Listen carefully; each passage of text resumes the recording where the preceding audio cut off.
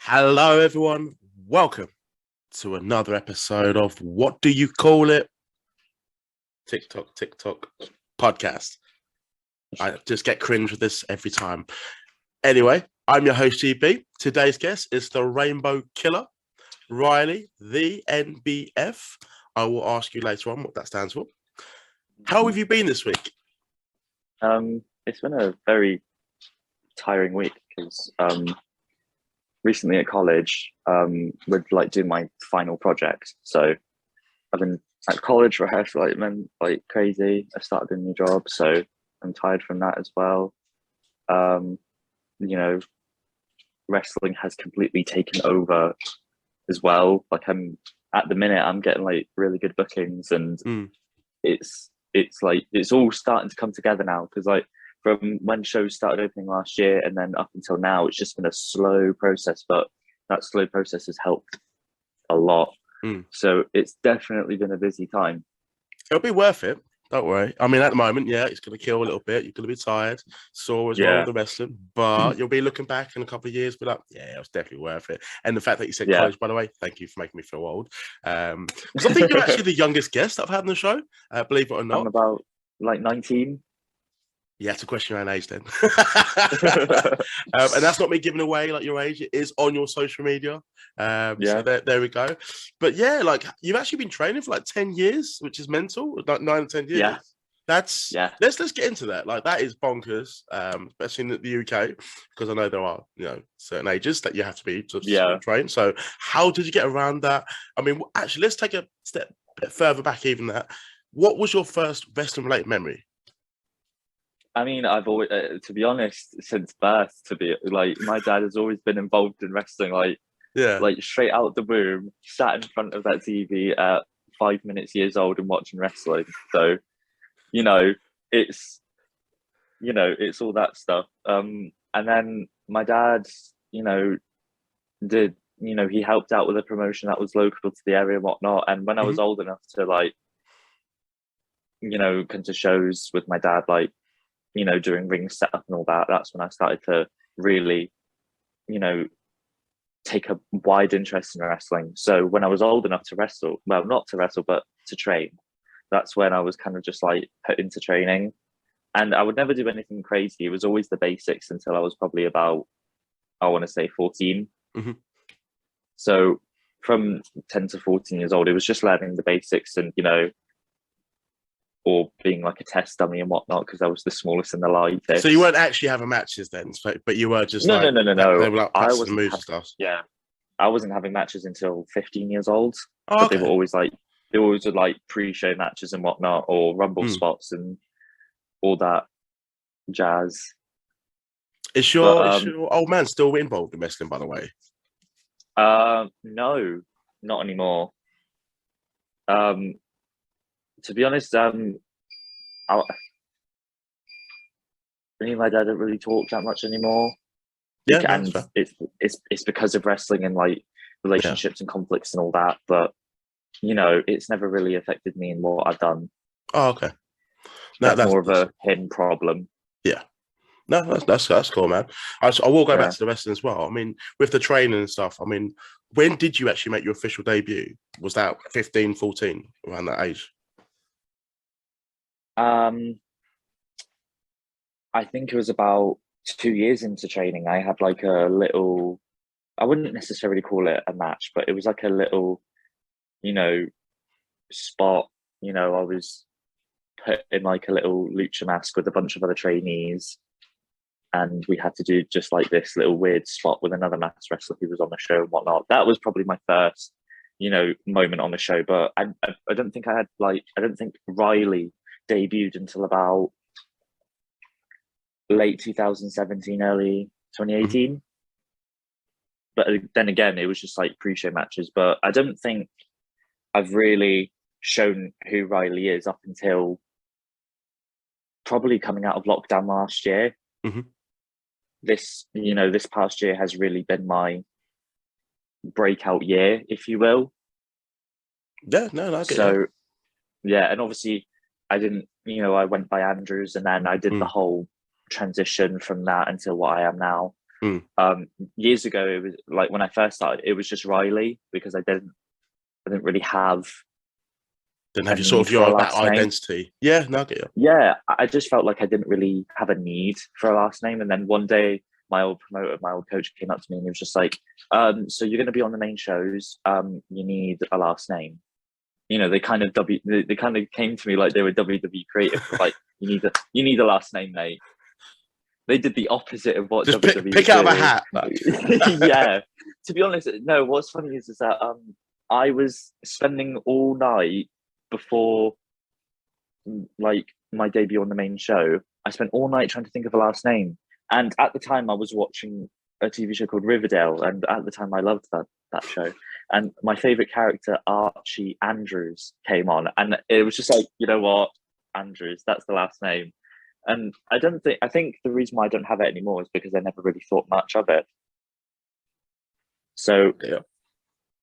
So, you know, obviously recently I got rid of the Andrews name because it just didn't fit with me. And now here we are as the NBF. Just before I do ask about the name change and go into sort of the present, I want to sort of go back as well just a little bit. I want to sort of find out sort of who are some of your favourite wrestlers when you were growing up. I think when like, you know, favorite wrestlers come and go, don't they? Like back when I first started training, I think Sin Cara and Rey Mysterio were my favorites because, you know, they did all these, you know, flippy and like. I heard that Sin Cara before WWE. Yeah. You know, like I was gonna say, they did all these agile moves. You know, when he did it right, when he didn't. When the highlight reel for Botchamania, yeah. But I think recently, my favorite wrestler right now, like if we're talking big indie guys, Isaiah Swerve Scott, or Swerve Strickland as he goes by now. I love him. Like I use one. Well, I wouldn't say I use one of his kicks, but one of my kicks is inspired from one of his moves. Dakota Kai. I love Dakota Kai because I've got to see her leave, but I think because it was her decision, I respect it, and I think she's going to smash it on the independent scene, and hopefully she does come to the UK. Yeah, I hope she comes to the UK because that'd be great. Like, I think I like Dakota Kai because she's very kick orientated, and that's where I lie as well. I love a good kick here and there, and who else? I tell you, I'm loving Dax Harwood at the minute. He's superb, like, isn't he? Like it's just like killing it. Technically, he's flawless. Like he's so fucking good. Like the match he had with Cash Wheeler for the Own Heart tournament. I mean, I'm not being the biggest fan of the tournament, but that match was the standard. Yeah, loved it, dude. I was just in awe of that match because it was so good. Like it was so brilliantly told. Just like little things, like they would like sort of paying a tribute to the match they had at WrestleMania 10. And that's probably my favorite match of all time. Yeah, that match was definitely a love letter to the Hart family. Yeah, big time, in the best way possible. And I wanted to see a bit more of that in the tournament, so I'm sort of sidetracking a little bit, just being a bit of a fanboy. But I want to see more tribute. Like Darby and Jeff was just like as a tribute match. I don't know. I thought something was a bit off about that, and the fact that Martha was there as well. So, but she seemed happy. Yeah. But going back, like Dakota Kai, his qualities. Sorry, I always call him Isaiah Scott. He's good. The match he had last night was pretty good. I watched it this morning before work. So if you check out Dynamite, I really like the tribute. How he lands on his feet after the reverse runner. Oh my fucking god! From the top rope, I was mind blown. Just like Jesus Christ. But no, that's delicious cuisine. That is. Oh, it was so good, man. If you could. Just before I get into sort of your character development and people that you've wrestled as well, and South Central, which I'm looking forward to talking about, because he had nothing but good things to say about you. But if you could choose one match you can go back in time for, attend it as a fan, be there live, what match would you pick? And if you can give a reason, that'd be awesome. I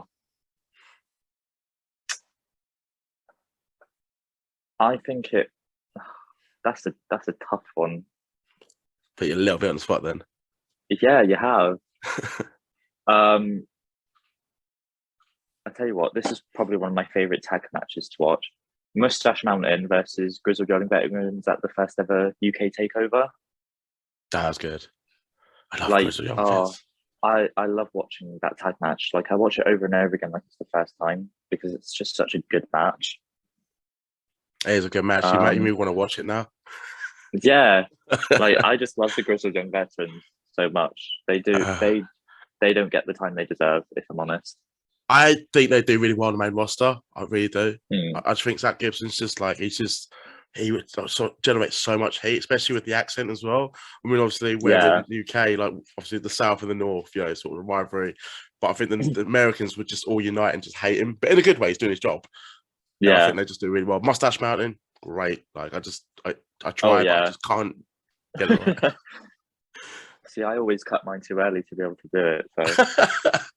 I've done like Movember, but I just look Mexican when I have it.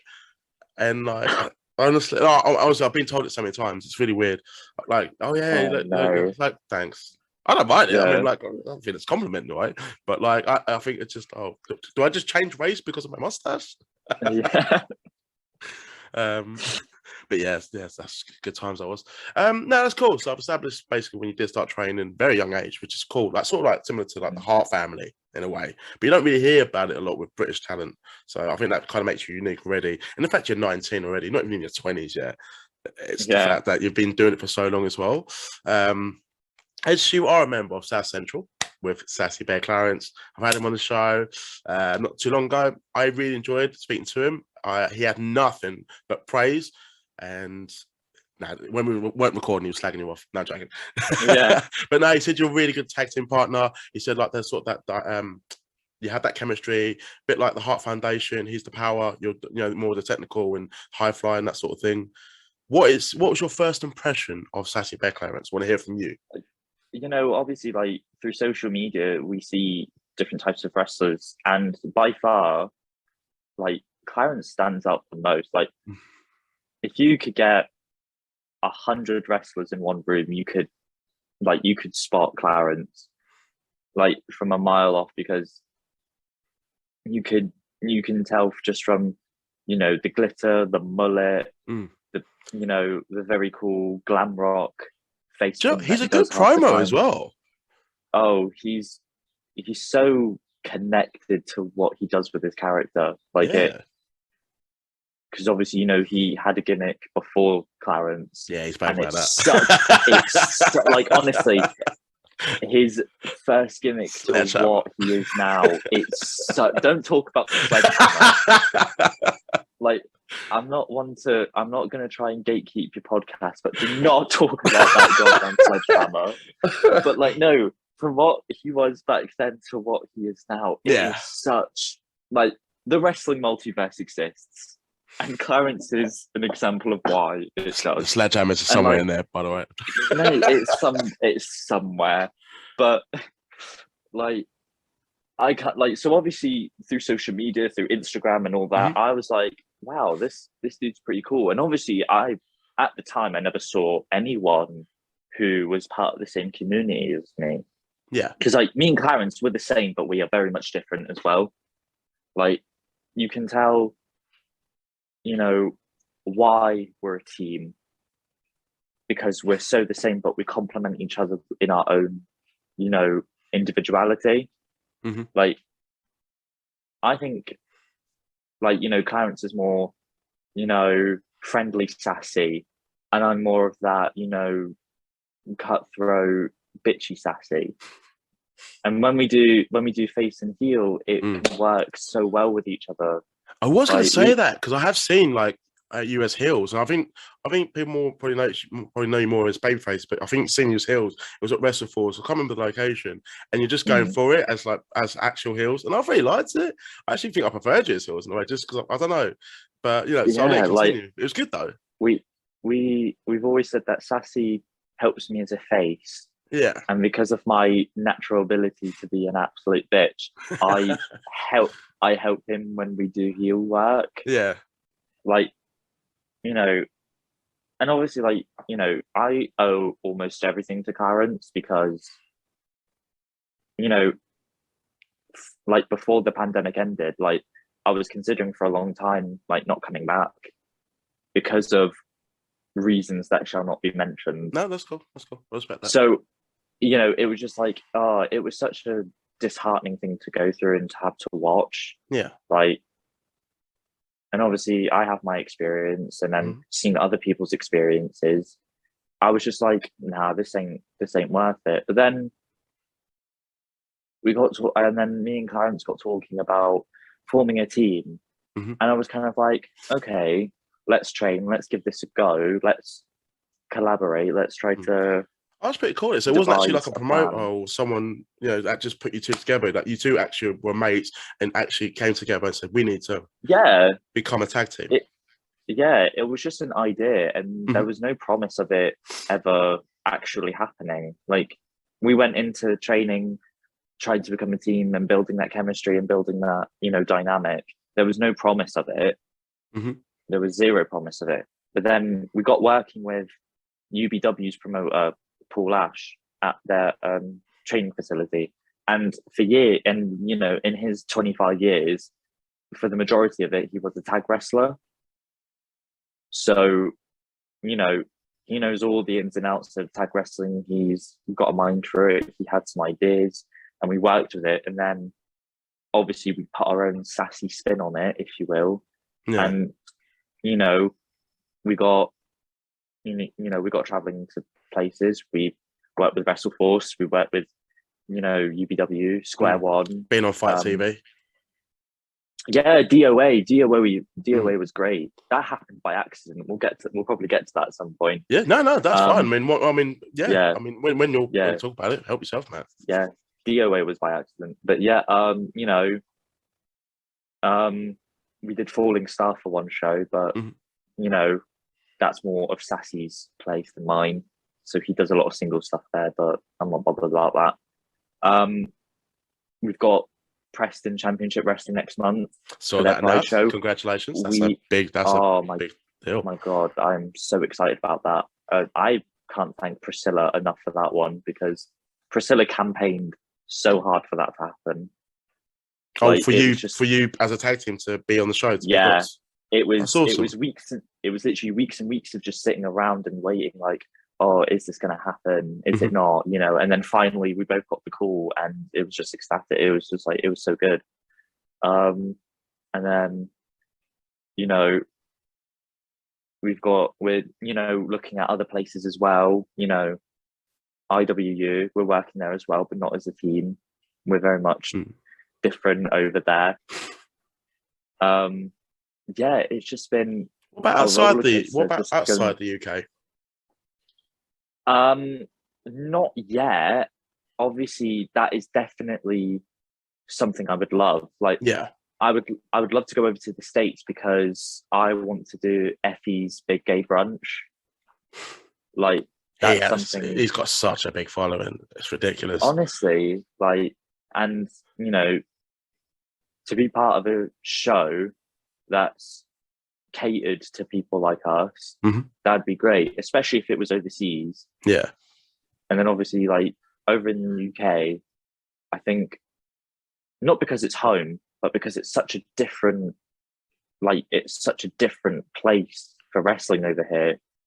Like, the creative possibilities over here is, in my opinion, way different to what it could be anywhere else. Yeah. There's a lot. I see why there's a lot why we have an influence now on, especially the American scene. There's so much UK talent that's just gone over there and sort of just made a name for themselves. I think British wrestling fans understand wrestling differently to everywhere else. I think our definition of professional wrestling is very different to everywhere else. I feel like as fans, we just want to be a part of the show. We want to have a good time. We don't care about the backstage or who's doing what, whatever. We just want to be a part of the show, have a good time, create some chants, and see some good wrestling. Oh yeah, it's definitely very much that. In wrestling, one feeds the other. The wrestlers feed to the fans, and the fans to the wrestlers. Whereas I don't really see that anywhere else. No, you're spot on though, and I don't see a lot in America now, especially like on like the national television with like WWE and even AEW at the moment. A little bit, it's a bit all over the place. But I think UK we just have that like that connection with the fans and the wrestlers, but we don't cross that line either. We know where we stand. No, yeah. Well, some do, but 9 times out of 10, yeah. But yeah, and then of course DOA happened. That was such a good experience. That was. Yeah. I went to the show with no hope of getting on it. I was only going because, I had nothing to do, and wow, I didn't know. That's pretty cool. Yeah, I had nothing to do. Aaron had an extra, seat in the car. So, and obviously we always travel together when we go shows and whatnot. Yeah. So it was just more of an opportunity to actually just like have a day out with my friend, and he will then be on the show. And then, of course, the number one unspoken rule about wrestlers is that even if you're not booked on the show, bring your gear. That's just the unspoken rule. Because, you never know what could happen. Yeah. Case in point, like the promoter for DOA, lovely man. He's, always had a smile on his face when he came to talk to me, very friendly, approachable. And he was just like, "You good to work tonight?" And I was like, "Sure." I was like, "Yeah, that's fine." I think I have my gear. Yeah. I might have something in my bag. You don't know. Just whip something up quickly. Yeah. Let me get my sewing machine out. But the original plan was the Beach City Blondes, Jaden Dokra and Sam Santari, and it was up against Sunset Skip. Yeah, and he's a boy, by partner. the way. Got time for him. I love Sunset. He's quality. So funny. And the mystery partner was meant to be Clarence. And because of in these wrestling times with COVID and travel issues and, petrol. Hold on, let me just wind my neck in there for a second. You're not wrong. There was an open space on the card. Yeah, yeah. And the promoter thought it would make sense for me and Clarence to be a team instead of just Clarence tag with Sunset and just Riley do whatever with whoever. Yeah. So, Sunset gave up his spot in the tag match and faced someone else. Yeah. So that but obviously he introduced you guys. That's awesome. Oh, and from all the praise that I got backstage, from the promoter, from people in the crowd, I definitely left a very positive impression. That's a good match. I enjoyed it. I enjoyed. Let me try that again. I enjoyed Sunset. Obviously introducing you, top boy, had him on the show. Really cool guy, and you two having the match. The fact that was last minute, that's awesome. Props. It was very much last minute, but it gave me the opportunity to work under pressure. And, massively.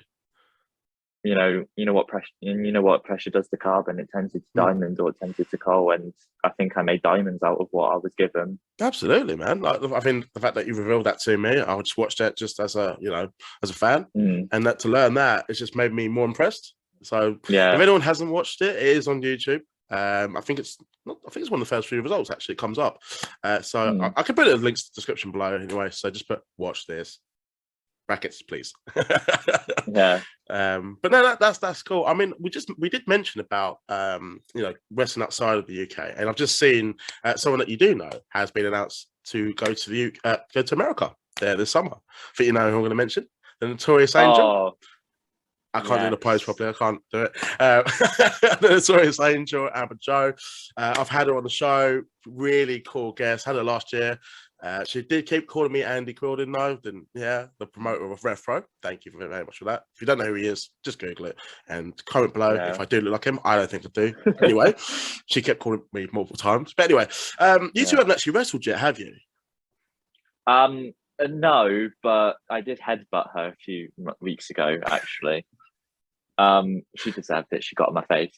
No, no. Jokes aside, um, you know, me and Amber, we know exactly who each other are. We know each other.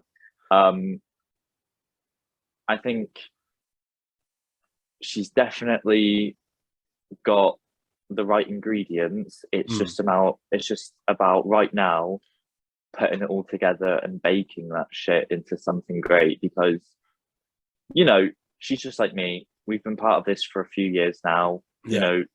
Her a bit less than me, but she's picked it up. She knows exactly who she is and who she wants to be. She's got a good story behind her. Yeah. And I have told her, you've got a good story. Now let's back it up with what you can do in the ring. And I think she's definitely done that. Especially having her career hasn't been that long. And in the short time that she's been around, people know who she is. Yeah. And I think that's a very good thing to have in a short amount of time you've been here.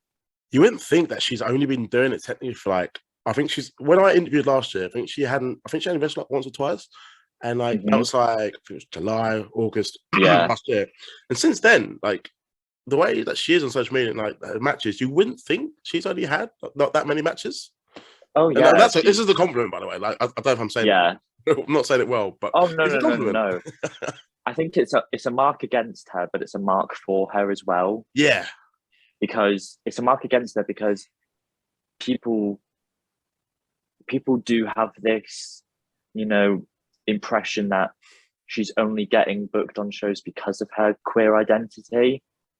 At some points, I have seen that, but at other points, the majority of the time, that's not the case. No, that's certainly not the case. She is good, She has these nuances from people that she watched as a child, people like she really liked China or China. Yeah.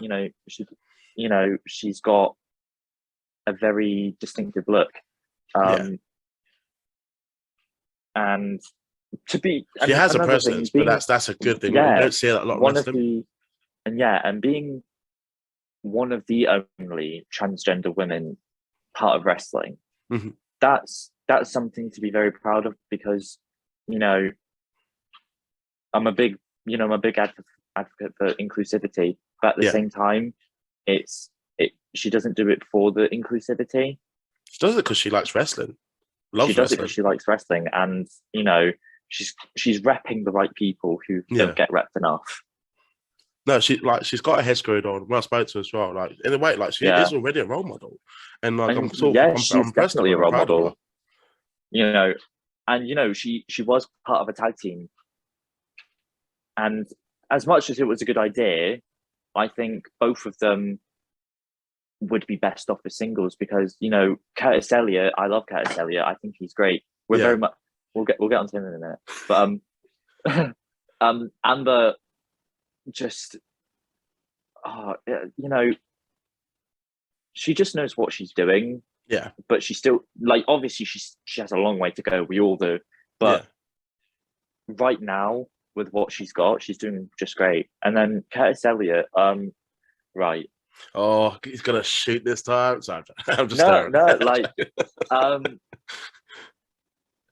Curtis Elliott is someone I definitely want either on my side of the ring or opposite to me, because this is why we're very much wrestling doppelgangers. And let me explain why. We're very much the same in where we've come from before wrestling. We both did gymnastics, we're both classically trained dancers, and we're both part of the community, and then shout out to Jonna's podcast, and I'm sorry to do this to you, Jonna's, but one time Amber and Curtis did an interview for Jonna's podcast, and I got tagged in it. And I was like, Jonna's babes, not Curtis Elliott. And I think the same thing I think the same thing has happened to him as well.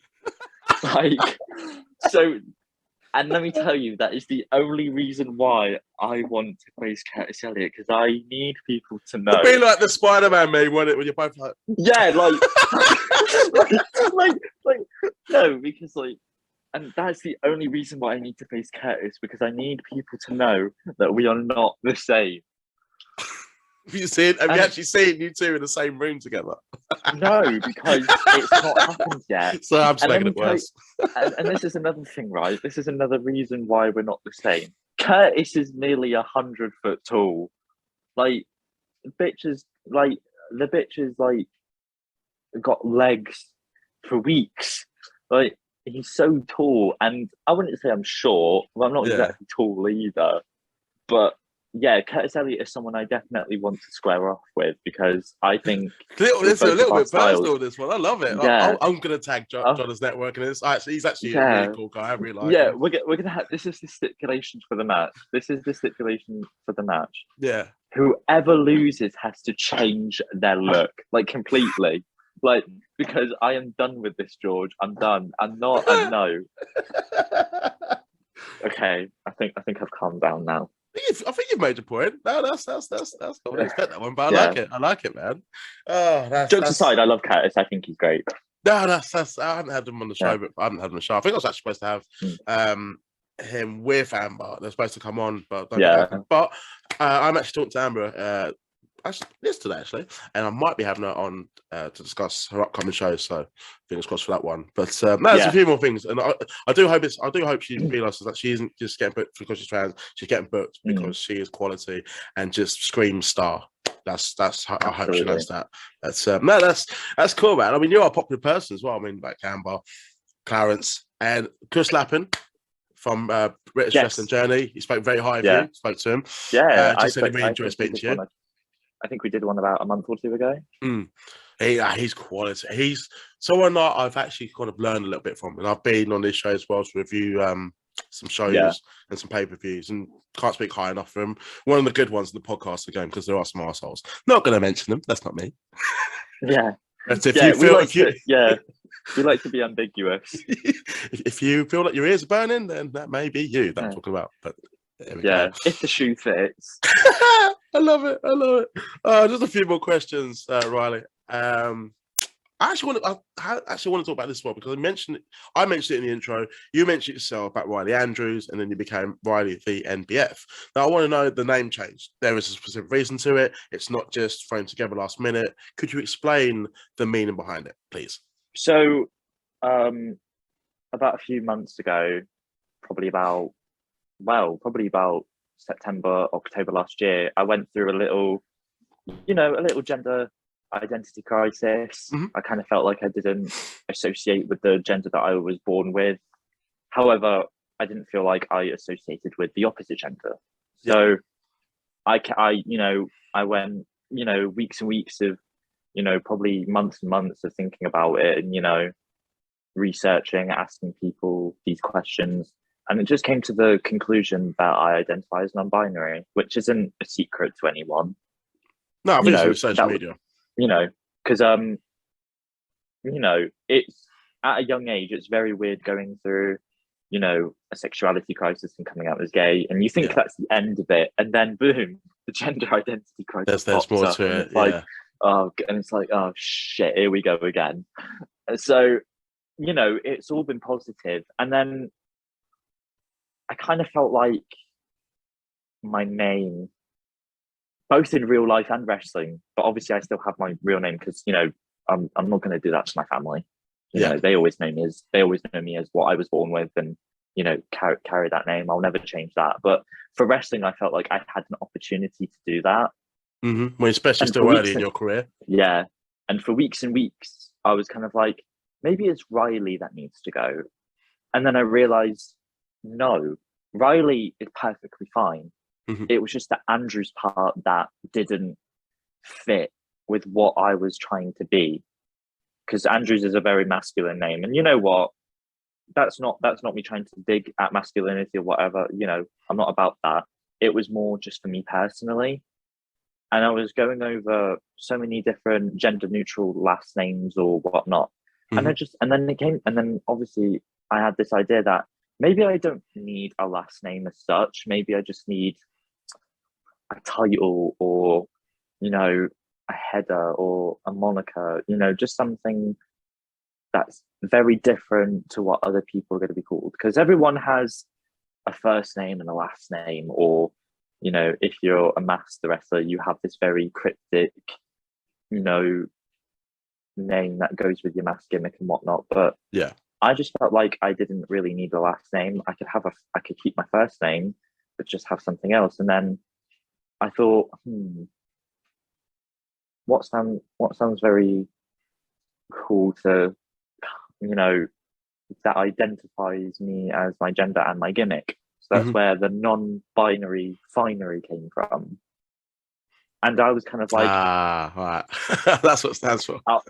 I was kind of like, shit, we could do something with this. Yeah.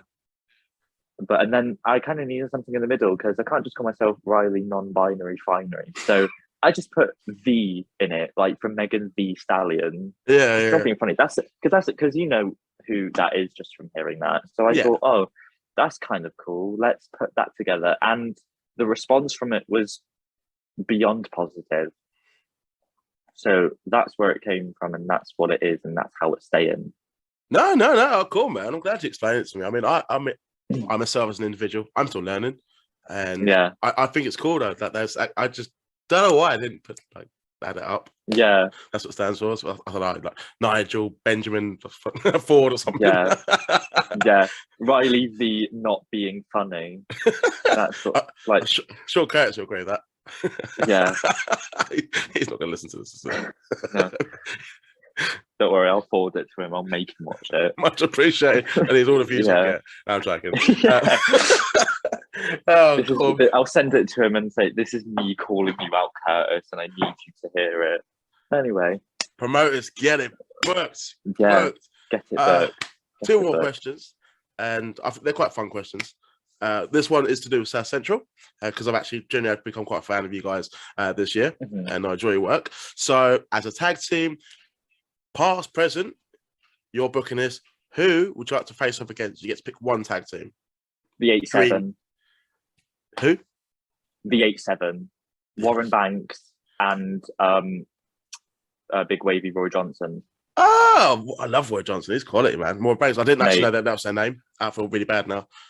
Yeah, I love the 8-7. I love Warren Banks. Like, me and Warren Banks, we talk to each other all the time on Twitter, because he's funny. He's great. Proper blown up, obviously, I've been campaigning to get him onto IWU for a bit now, and obviously, working with IWU, I'm very much given not full control of who I can wrestle, but I obviously have an influence with my coach, because he's my best friend, and I'll slip him a name and I'll be like, we should get him. So Warren Banks is definitely one of those people. So maybe as a tag or a singles, we could see it happen, but definitely the 8-7.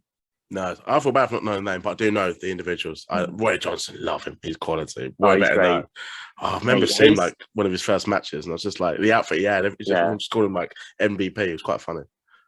Mate, he is getting ripped. It's ridiculous, isn't it? He's like I saw him from like years ago, and obviously he was in that shape that he was. And then I was at Sacrifice Pro a month or two ago, and I was like, "Fucking hell, you've worked out." Training his ass off. I mean, fair play. I mean, I'm applauding him for it. I mean, like mate. Oh yeah, absolutely. Inside of a gym for many years. But power to him. Like, he's great. Yeah. No, he's quality. I'm a big fan of him. I really like him. I was really hammered at show. I was like, right, self-aid. Yeah, but definitely Warren Banks and Big Wavy. Nice. Good answer. I like it. Last question. It's become a question I ask every person on the show. 3 dinner guests. Past, present, historical figures. Doesn't have to be wrestling related. You are the host. You are making them a meal, and you're having 3 dream dinner guests. You've got to pick their brain. Who would you pick? Up to you. You're the host. Right, okay. Go. Right, okay. Oh, wow. So this question is brilliant because every answer is different. Yeah. I think Michael Jackson would have to be one of them Good taste. because I was listening to Man in the Mirror earlier. I need to know the story. I need to, you know what I mean? Like, yeah, Find Neverland's a bit a bit much. Yeah, but so Michael Jackson's one of them. Who else? Oh, you've got me thinking now, haven't you? Sorry. Ooh. Oh shit. You can, if it does help, because we have been discussing wrestlers mostly for this chat. You can pick wrestlers you want. I have had a few people, they're just gone with wrestlers, so it's up to you, mate. So Michael Jackson's one of them. Judy Garland, because I love Judy Garland, and Marilyn Monroe, because I also love her too. Not a big fan of her. Like, I know she's iconic, a sex symbol, blah blah blah. I've tried to like get into the films and stuff. Just don't, not caught my eye. If that makes sense. But no, Judy Garland, Marilyn Monroe, and Michael Jackson, MJ, purely because you want to ask if he did it or not, and you know he's going to deny it. It's like hold him at gunpoint and just be like, "Did you do it? How's the steak? Did you do it?" Start with that. Did you do it? I've got a bottle of Cristal in the back if you want some. Did you do it? Like, you know, all that. I mean, like, if you was to do it, how would you do it? Not implicate him as such, but like it's like the OJ Simpson thing. He writes a book after, like, if I was to do it, like if I did it. Yeah. Like, what the fuck? Be careful, Jackson. You don't want blanket to fall. Oh, thank you. You know, all that, you know. Blanket. It's a shame because, like, musically, he's one of the greatest of all time. But there's so much to it. We just don't know. I mean, I try not to get too deep into it. Let's go about Blanket a second. Why did Michael Jackson try to get the Soul Stone by hanging his child over the balcony?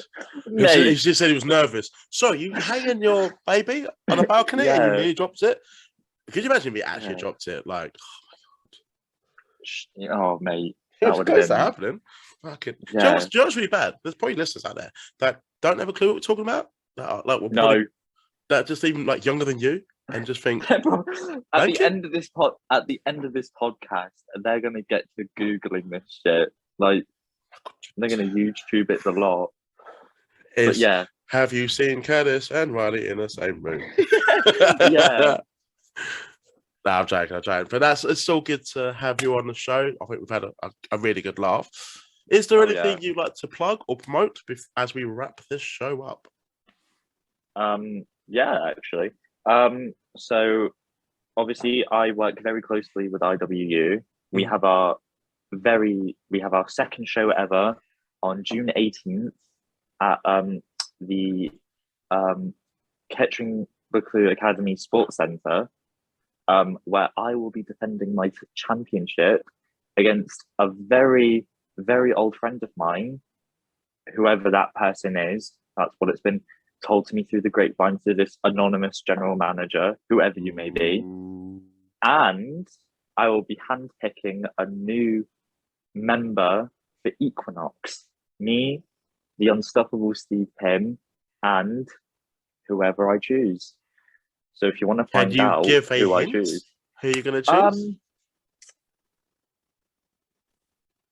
Let's say he is a self-proclaimed best cruiserweight in Europe, let's say I've crossed paths with him a few times, but always in tag matches. But I want to see what you can do as a singles guy face to face.